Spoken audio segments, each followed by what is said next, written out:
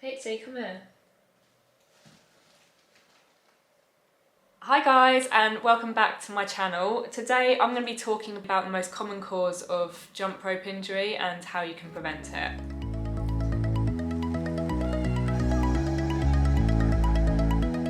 So there's loads of things that you can do to help prevent a jump rope injury. You can warm up, which may also include some exercises to help strengthen your joints. You can do some stretches after your session. You can recover by foam rolling or using a lacrosse ball or perhaps a massage gun. You can make sure the shoes you jump in offer enough support and also a cushioned sole. You can jump on a mat, which will soften some of the impact, particularly if you're jumping on a hard surface like concrete. And you can ensure you maintain good form. You keep your legs pretty straight, apart from a slight bend at the knee, and keep on your toes at all time, and don't jump too high. But you can do all of these things and still get injured due to overuse, which I think is so commonly overlooked when people start on their jump rope journey. And what I mean by overuse is simply putting more stress on a muscle or joint than it can cope with.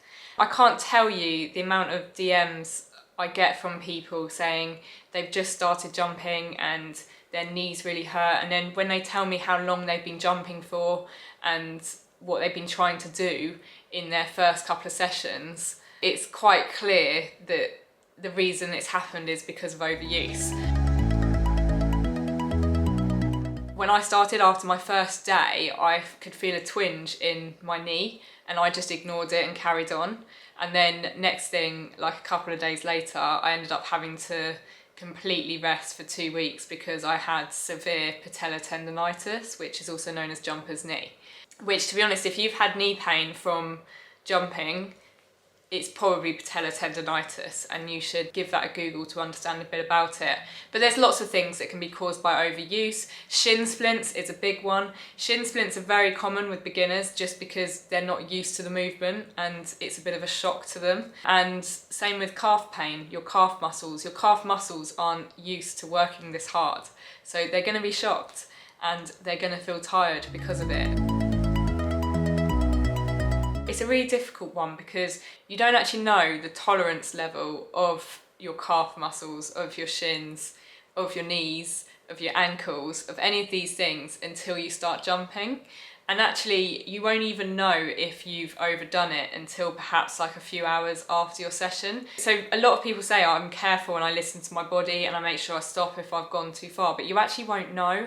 So what I advise to people is literally to do no more than 5 to 10 minute sessions in your first week, and then increase really gradually after that by like a minute at a time.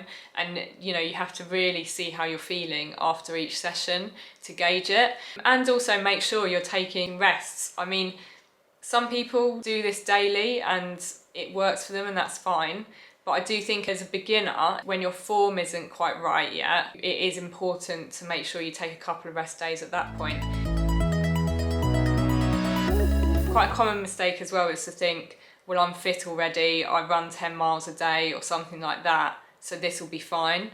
It won't necessarily, and I get a lot of DMs from people who are really fit and do that sort of level of running, and they're really quite shocked when they get an injury from doing this. And it's still overuse. Just because you can run 10 miles a day, it doesn't mean your body is used to consistently jumping up and down for a sustained amount of time.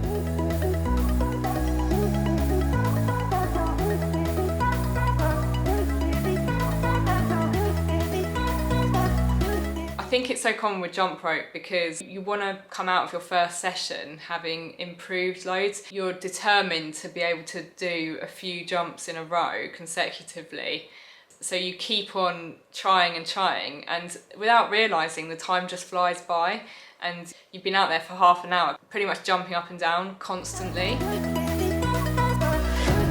So overuse isn't just about the duration of your session, it can also be about what you're doing in your session if you're trying to do certain skills a bit too soon in your journey. So this is where it's also really important to make sure you work on your basic bounce at first and your basic form, and then as you move on to other things, still be conscious of it. So if you've worked your way up to doing 20-minute sessions doing a basic bounce, then if you're going to start drilling doubles, then you need to understand that 10 minutes of working on doubles may be enough for your body, and any more than that may put a strain on your body.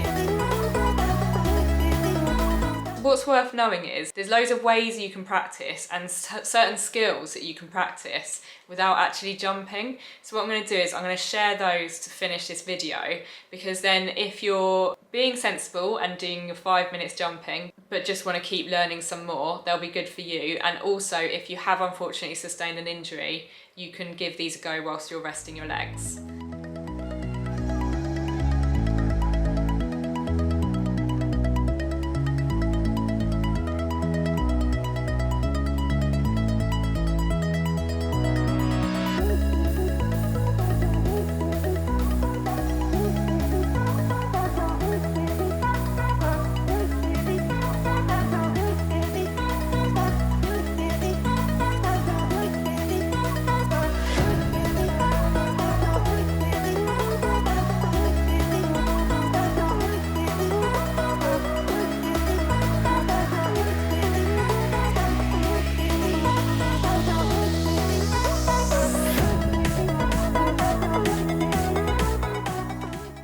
So guys, I really hope this helps. If you like this, make sure you give it a thumbs up and hit the subscribe button if you want to see more, and I will see you in my next video.